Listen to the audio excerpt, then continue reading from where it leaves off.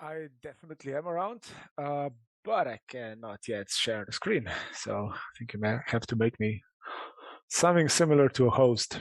There we go. Now I'll be fine. Okay, great. Integrations. That's actually one of my favorite topics, and glad to present it to you. Okay, so let me start it like that. So yeah, we'll see today an overview of all the possible integrations that memoQ has, and some actually also some extensions to that, or some unconventional integrations or the possibilities. So we'll see what options are there, and it's great that so many of you are here because integrations is also one of the very or let's say connectors or integrations, yeah, in general, that's the topic that is pretty popular, and it's gaining more and more attention because enterprises and LSPs, they have different systems and they want to streamline the processes, and well, memoQ can be one part of the whole process. So this is more and more an ongoing a topic that is relevant. So where we want to start today with the favorite feedback tool, which is Menti. And as you probably have seen, there are hundreds, thousands of systems that are out there to which you can integrate. Now, my question for you is, which system do you use?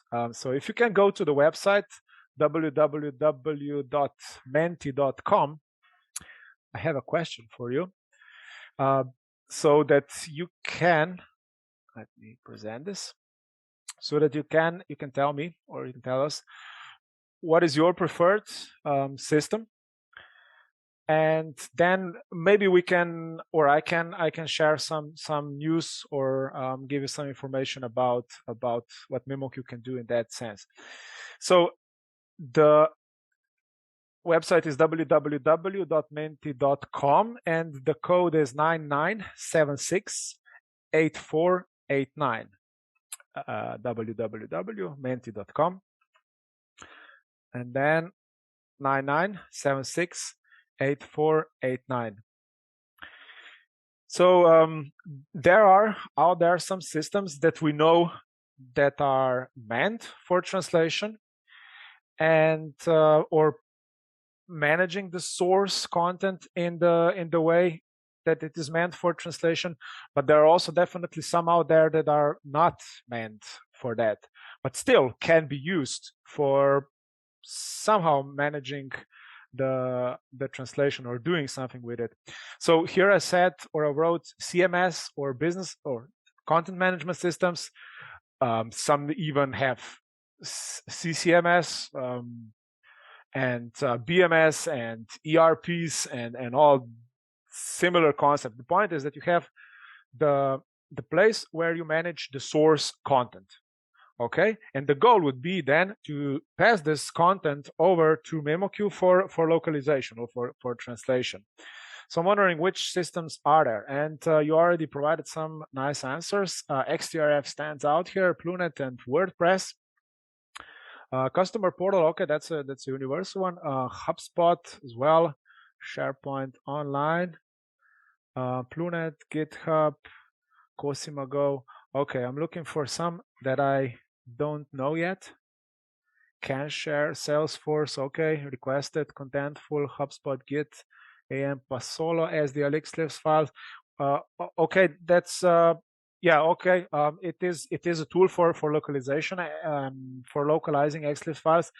DocuGlobe and Protemos. Okay. SVN, type of free. Drupal, Ixiasoft.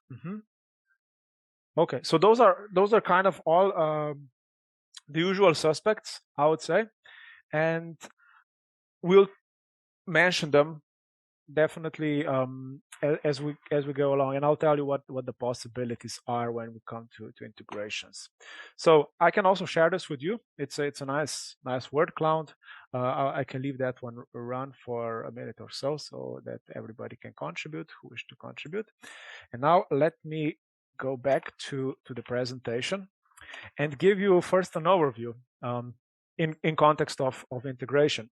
So when we talk about memoQ can wear different hats, honestly. And at the beginning, let's say it was there were CAT tools. So in the core, you have a tool that has some sort of databases or some sort of tools that help you translate faster. So it's a computer-assisted translation. Then memoQ came to the market, which and offered the translation management component. It was meant for several people to work together in a shared environment.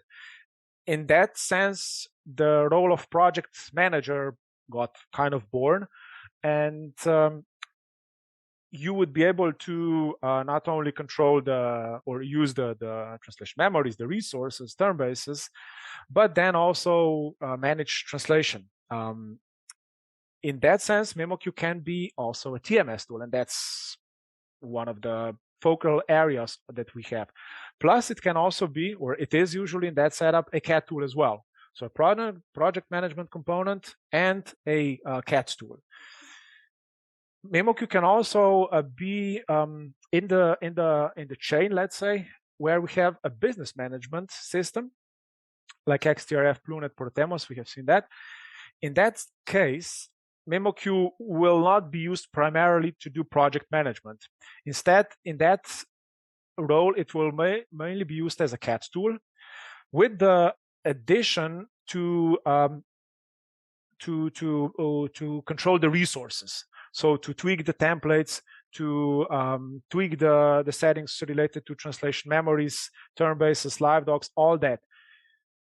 In BMS, you would then just use the integration. Maybe the integration would be done with the templates, and do the project management there, do the invoicing there, do the HR stuff there. Then you would skip the project preparation in memoQ in this case, so that the translators would directly log in and translate. So that would be the goal. Project managers in that sense would only go into the memoQ if they need to tweak some settings, if they need to do another filter, things like that, or localization engineers. memoQ can also be something different. memoQ has APIs, so you can use it in any way you wish, basically. You don't have to actually be in memoQ to use it. In that sense, it can be a terminology management system. For instance, I have shown in the session before that some clients use it as a search engine for terminology database. For terminology. So QTerm is running in the background, but at the front end, you would just see a website which doesn't tell anything about memoQ. You can also use it to query translation memories, term bases. Again, white label your website and hide everything that's memoQ related. Just put your corporate branding. So it can be that. It can also be a pure empty environment.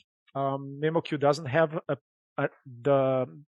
its own empty engine, but it has different plugins and different ways how to use those plugins. So empty engines.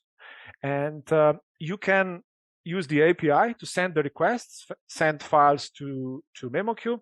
There they will be processed, and then you get them back. So again, hiding all the project management stuff and get the translation back. If you wish, you can then also include the post-editing. So some clients really set up a nice workflow where they give the requesters the possibility to choose if they want pure machine translation or machine translation and post-editing. And really nice, some nice setups, and also maybe including some OCR stuff before, or steps before, automated or manual. So you can really streamline the whole chain, not just the CAT tool, but the whole line. So in that sense, when we talk about integrations, we are connecting to the memoQ server. So this server has APIs which lead to endpoints that you can then use to control memoQ as you would if you would work in memoQ, but from the external system. So the APIs that we use typically for integration are those two, Web Services API and CMS API. Resources API, well, it can also be used to get translation memory results or term-based matches and update term-based and translation memories, but those are the only two resources that you can control. The other two APIs are offer more possibilities. Above all, the web services API, that one is mostly used for integration. CMS API as well, but web services API is the most complete one.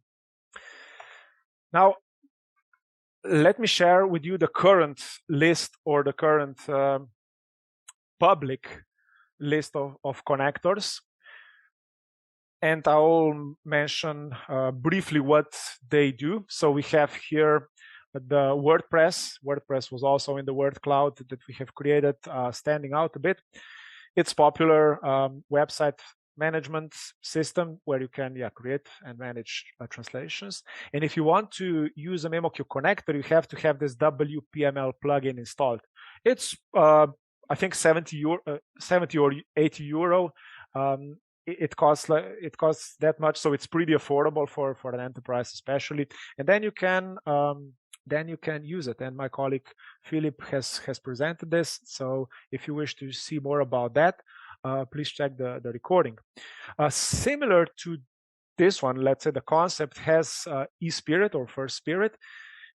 Similar concept, just that this one has the Translation Studio as the, let's say, plugin to memoQ. So we are connecting to Translation Studio, requesting translations, and the requests or the projects will flow from both systems through this plugin.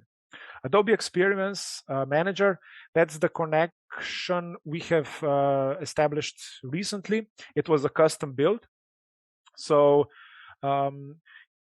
if you know any of those systems, or if you use any of those systems, you probably have seen that you may be using it slightly differently than another client or another user is using them.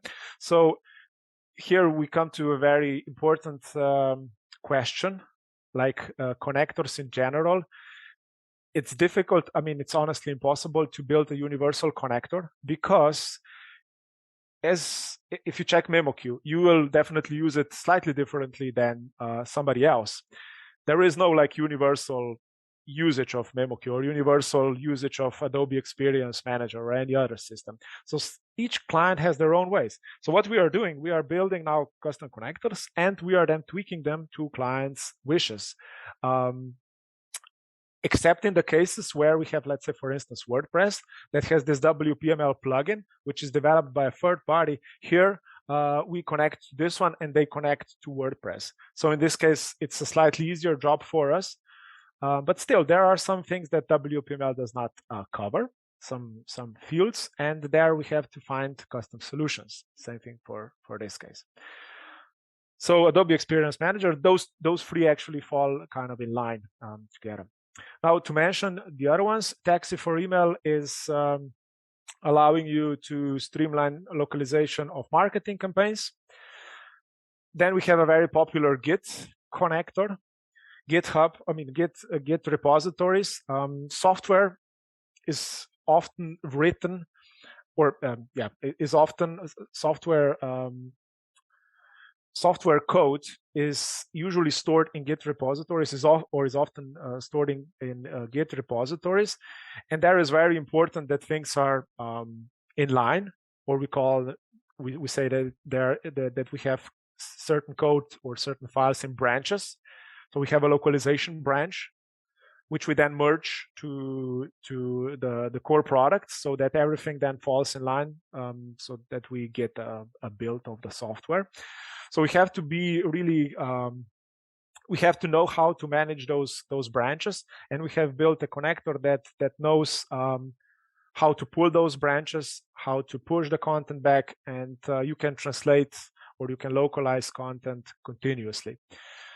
So a similar logic is also there for Subversion. So this is another system that allows storing of the source code.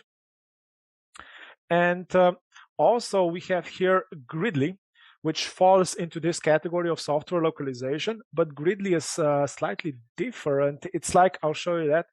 it's like Excel on steroids. And Gridly has also one particular feature that I'm quite excited about. Before I show you that, let me also mention Monday.com. This is a workflow management platform that you can also now use, or the connector that you can use to streamline localization. That was also a custom build. And Jure is also quite popular, but maybe not so much in localization. Nevertheless, some clients use it for localization as well, and I'll show you one such case. And yes, there are two systems that I want to highlight here, Gridly and Jure, because they're somehow yes, special in that case. And Gridly is software localization platform, as said, Excel on steroids. So this is the Gridly interface where you can see the columns. So ID, source, audio, okay, that's special, different languages, images. So it is a more powerful Excel. I hope it's not an understatement. It's not meant like that, but this one allows you like proper collaboration. And what is particularly standing out for me is that you can use pivot languages. Those of you who translate software, particularly if you translate, let's say, Asian codes, or code written in Asian that is then translated into English, and then English is translated into other languages, or it can be also, of course, other source languages like German, first translated into English, and then English into other languages. So this is sometimes very challenging to kind of streamline. In memoQ, you have the possibility to use a content connector. So you would have a two project setup where one would be, let's say, Chinese into English. Automatically, the files would be pulled into a Chinese English project. And then once that one would be translated, it would be automatically, the files would automatically be exported into another project, which would be then multilingual.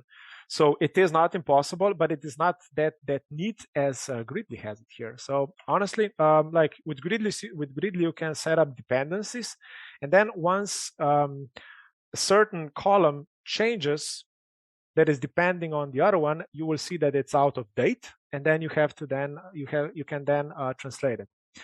And now you can do it also in memoQ.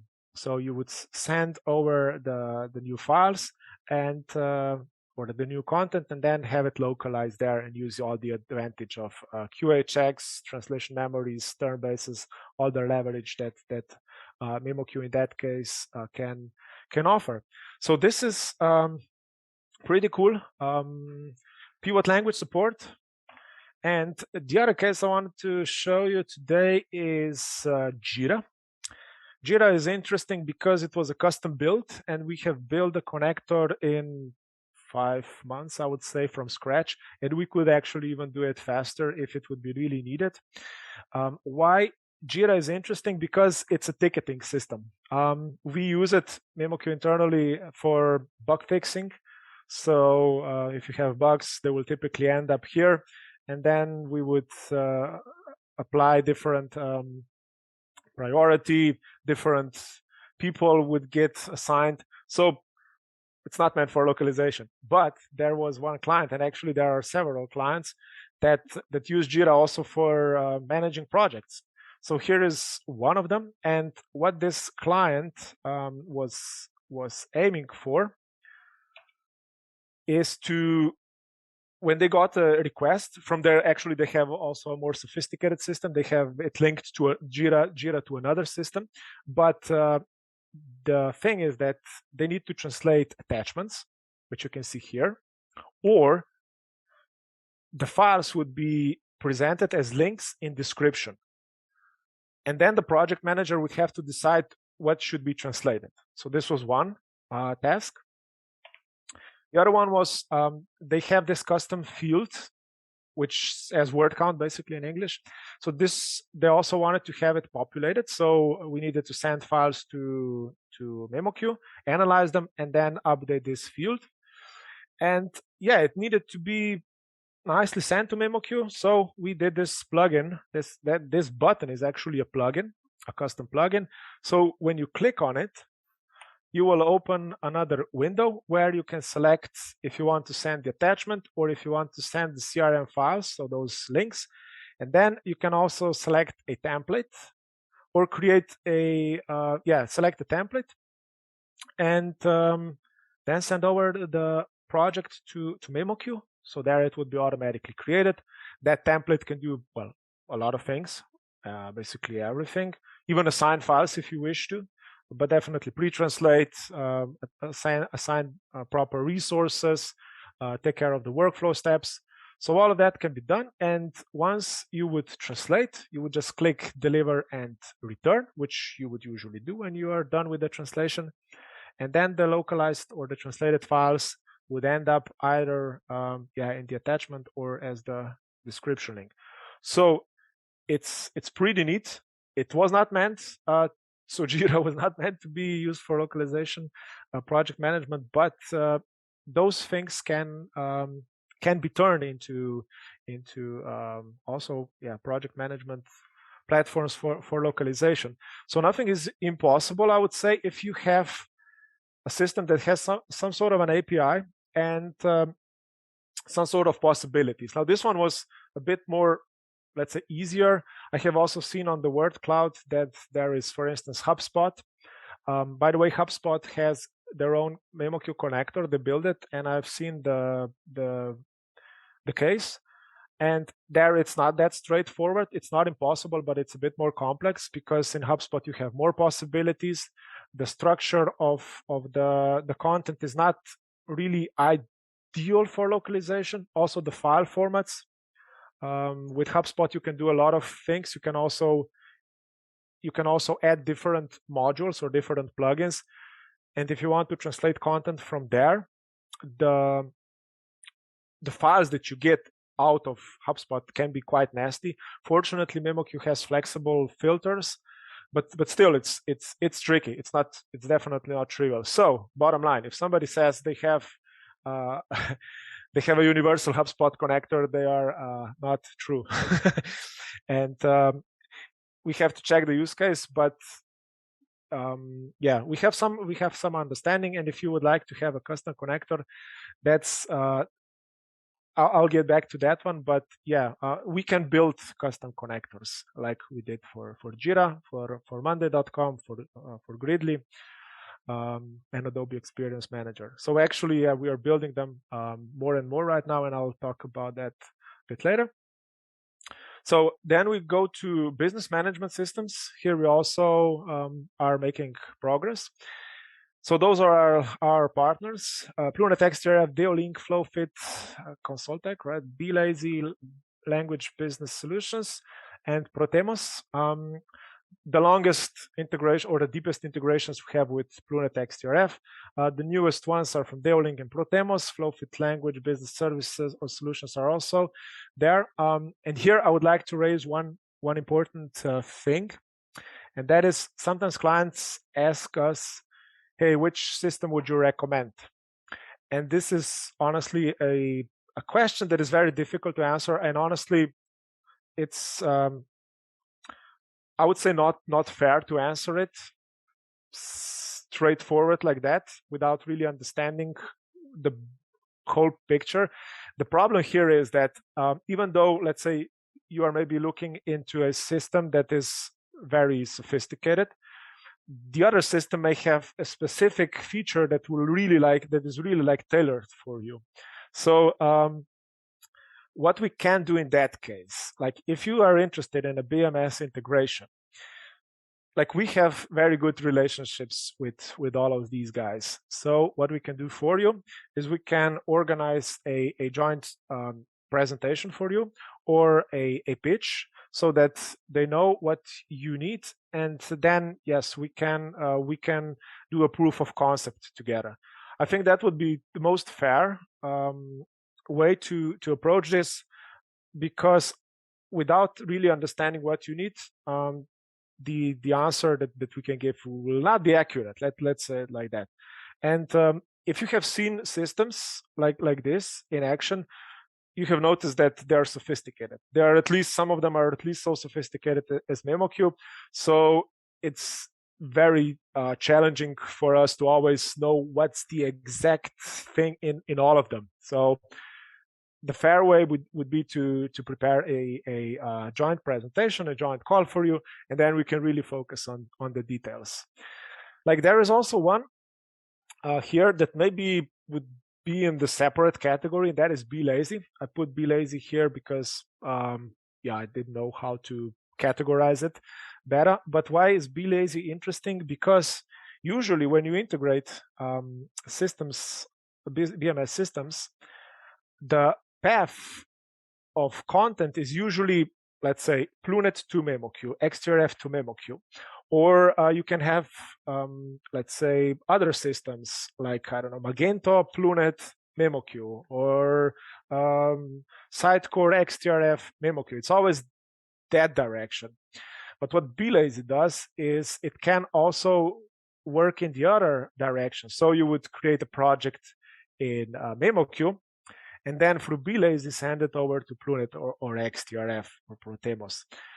That's why it's interesting. Sometimes that is needed because not all projects can be sometimes processed through BMS first, or we may have some connector that can pull content first, and then ideally the project manager would not have to go to a BMS and recreate the project. So this would be this project synchronization would also go in the other direction.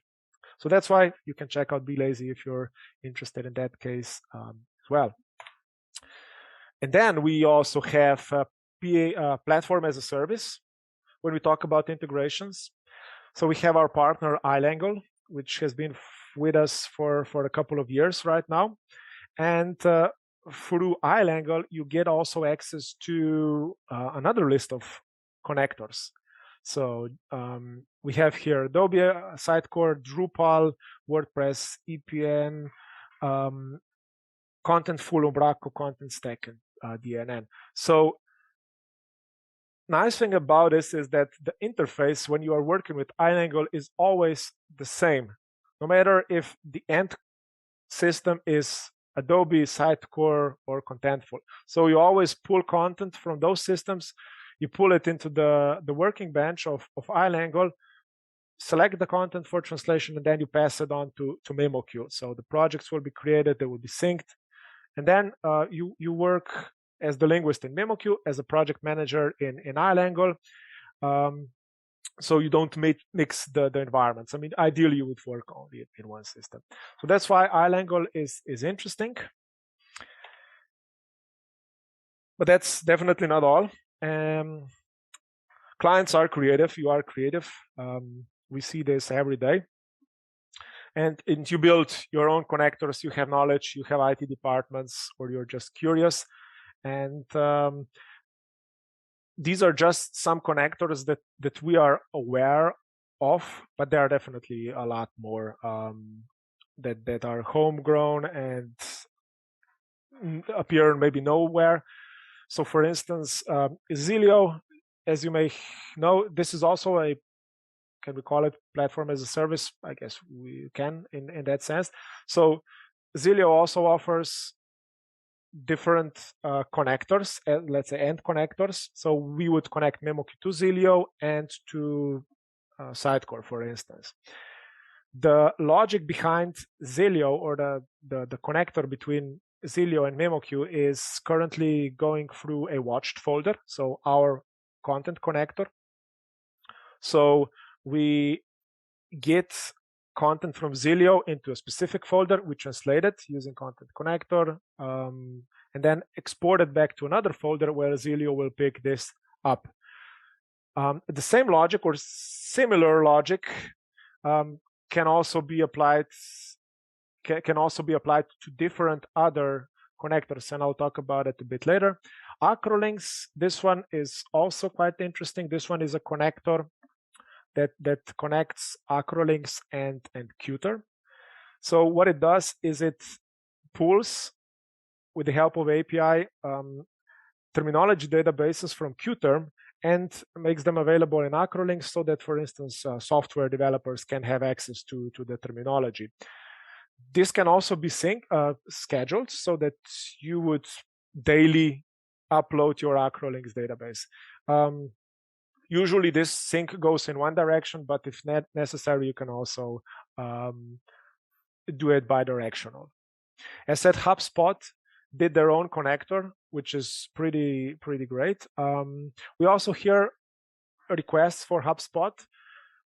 So if you would wish to have a custom connector, I would encourage you to write to us. Like I said, in HubSpot, you can use different modules for translation. Maybe you translate just blog posts, maybe you translate landing pages, different plugins. Not everybody translates everything. So we have to know what you are translating, and then we can build the connector for you. A typo 3, that's the connector that was built by Loctimize. And I believe it also works in the similar logic as Zilio, so via the content connector.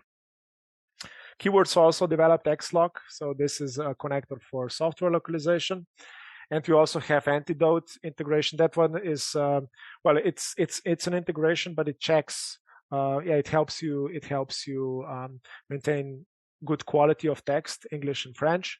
Now this integration also works in the browser, in the web interface. So those are some of the integrations that are there. But as said, there are plenty of others available. Now I wanted to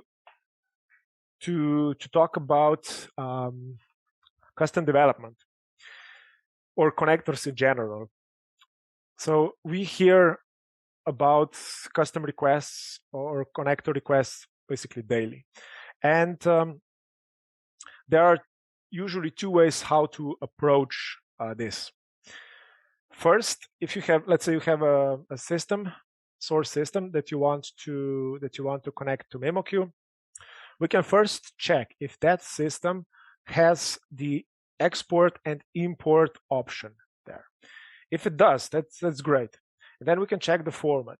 The format of exporting is usually XLib, that would be ideal, or it's an XML, or it's an Excel. It can also be something else, it's fine, but those are the usual free files. And we can work with that.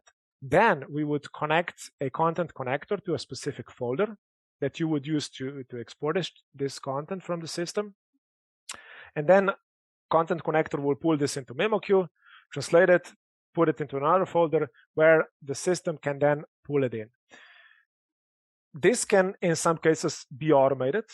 In some not. You have to manually do this. So this would be the easiest way how to approach a, let's say, connector. Because there is no custom development needed, we would just need a content connector, and we are good to go, plus some configuration. But that's it. So no custom development. That's most importantly. That's most important. And then you can use all the benefits of templates, custom filters, custom settings of a content connector that are already built in. So it's really the easiest way how to connect two systems. If that option is not there, then we have to check the APIs. And this will then be a bit more thorough path. So then, in this case, usually our business services team would jump in, where we would check the source system.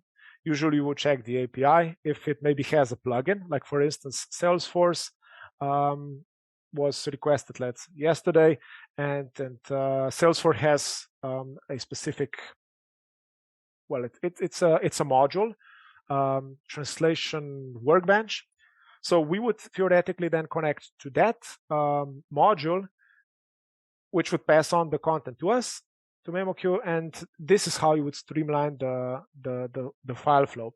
Not all the systems have those specific modules. For some, we have to build them. Like for instance, for Jira, we had to build this translate button. But some, like for instance, WordPress, WPML, or Salesforce have them, and that's great. They already save us some time, or if not a lot of time. So we connect to them. File flow, that's something that we can help you with. So how to code that, or you can do this with our consultation. And yeah, then we would usually create a proof of concept for you, so that we define what is good enough, so that you're convinced that this solution will work, and then we scale it up. So we write full specifications, and then we write a custom connector for you. Now, this approach was changed recently, because in the past we built connectors as part of the production.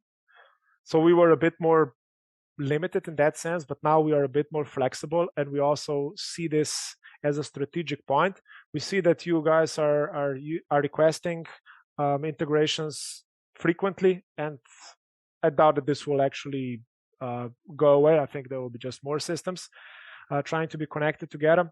So we are now trying to address this more dynamically. So the connectors can be built in a reasonably short time, and also for a more reasonable price. That's what's also important. Custom builds, if you have done them, you have probably seen that they can be pricey. But since this is a strategic point, and if the system that you are requesting a connector for was also requested for other clients by other clients, then there is a good chance that you really get a custom connector, really tailored for you, for a very let's say for an affordable price. Of course, each system has their own specifications. For some, we have to purchase a specific license. Maybe the APIs are expensive, but some are more straightforward. So we have to check the details, and yeah, then you really have your own custom connector. Nothing off the shelf, no features that you will not use, something that is there just for you. So if you have any requests, feel free to submit them to us, and we'll gladly help you out with them. So as the last point, last but not least, let's go back to Menti a bit, because I would like to hear from you. When we are talking about connectors, usually we want to be as efficient as possible, streamline our workflow as much as possible. So I would like to hear your free killer features of a connector. So if you go to www.menti.com and enter 23378324, can you name 3 features that are really standing out for you? What would you want to have? What is why would this be of value? Why not just exchange content manually? So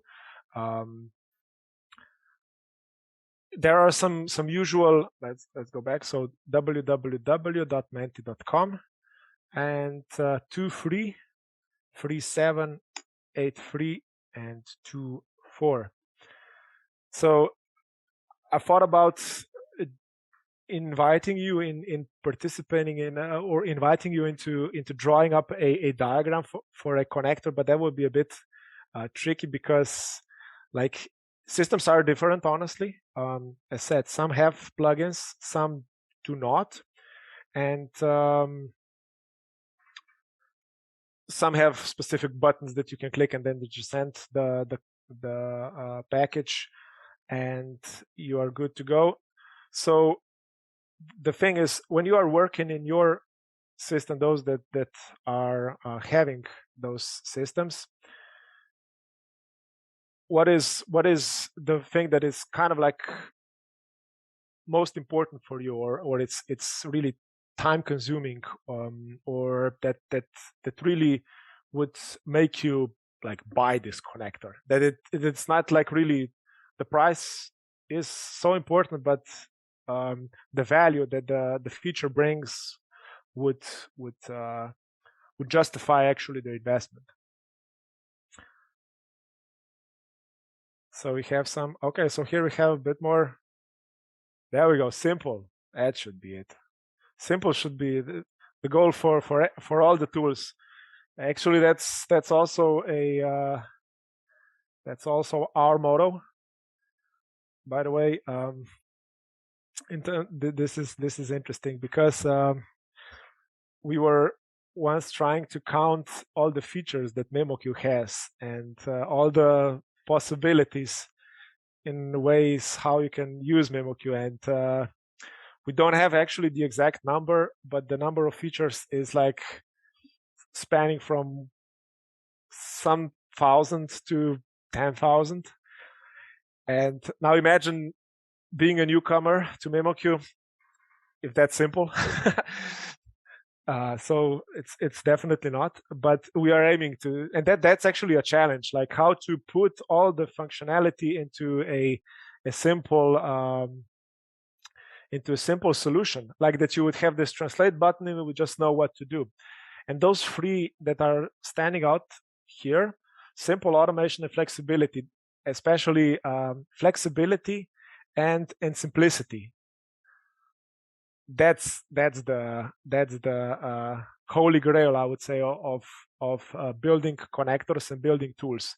How to make a tool be flexible, like do a lot of things, but in a simple way. And this is where we would be heading towards. So thinking big, understanding the big project, building flexible connectors, but making them easy to use. Now, like this, imagine you have your own connector, and I think that this Jira was quite successful in that sense because it had one button, but when you open it, you still had the possibility to use templates. And there in the templates, you could achieve the flexibility. But the point for the end user is that it's really simple. So I think that when you think about connectors, is that you can always start with this concept, so that for the user, you have like maybe selection of the topics or the files that you want to translate. So you give them this, and then maybe a status field, so that you can see in real time, more or less, where the translation is, and then a simple button to translate, and maybe a template, but maybe even name it in the way that they know what it is, like translate or machine translate plus post editing, or I don't know, send to this agency, and behind that connection have a template or a selection of templates. So I think with that combination, you can achieve really good connectors. And actually, that's also where we are aiming towards when we build custom connectors, or let's say, I can say most of them, so that the interface for the requester is simple, but with the help of templates, you can also achieve a lot of flexibility and automation. So, and here I would leave it. Thank you very much for this contribution. I will also share this with you, and actually with our production, and so that they can have a look into it. So it's really great to get the feedback. That's why we are doing this, because we do some case studies, but the market, like a broader market, really gives us a valuable feedback that we in some cases wouldn't get through individual calls. So I would thank you very much again for this one. And now I think, do we have still some minutes for questions? So great. So we have, I think, a couple of minutes.